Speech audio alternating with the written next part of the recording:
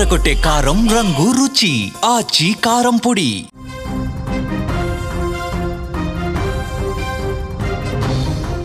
చిత్తూరు జిల్లా కుప్పం నియోజకవర్గం పరిధిలో ఏనుగుల దాడి కారణంగా మరో విషాదం చోటు చేసుకుంది.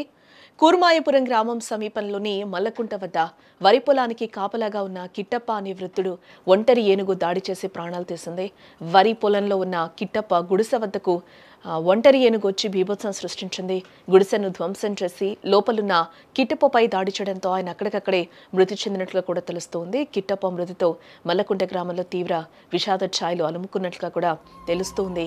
గత నెల రోజులుగా ఈ ప్రాంతంలో ఏనుగులు గుంపులుగా ఒంటరిగా సంచరిస్తూ ఉన్నాయని, వాటి దాడిలో ఒక వృద్ధుడు మృతి చెందాడు. ముఖ్యంగా తమిళనాడు నుంచి విడిపోయిన 6 ఏనుగుల గుంపులో ఈ ఒంటరి ఏనుగు గత నెల రోజులుగా ఆంధ్ర తమిళనాడు సరిహద్దు ప్రాంతాల్లో భయంకరంగా తిరుగుతోందని గ్రామస్తులు కూడా ఆందోళన వ్యక్తం చేస్తూ ఉన్నారు. మల్లకుంట గ్రామ పొలిమేర్లలో ఏనుగుల సంచారంపై అటవీ శాఖ అధికారులకు పలుమార్లు ఫిర్యాదు చేసినప్పటికీ వారేమాత్రం పట్టించుకోలేదని గ్రామస్తులు తీవ్రంగా ఆరోపిస్తూ ఉన్నారు. అధికారుల నిర్లక్ష్యం వల్లే ఈ దారుణం జరిగిందని కూడా వారు వాపోతూ ఉన్నారు. కుప్పం నియోజకవర్గంలో ఏనుగుల దాడులు, ప్రాణ నష్టం అనేది కొత్త విషయం ఏం కాదు.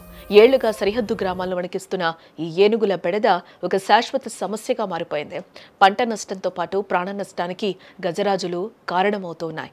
అటవీ శాఖ అధికారులు వెంటనే స్పందించి తాజాగా బీభత్సం సృష్టిస్తున్న ఏనుగును అదుపులోకి తీసుకొని తమకు రక్షణ కల్పించాలని కూడా గ్రామస్తులు, స్థానికులు వేడుకుంటూ ఉన్నారు.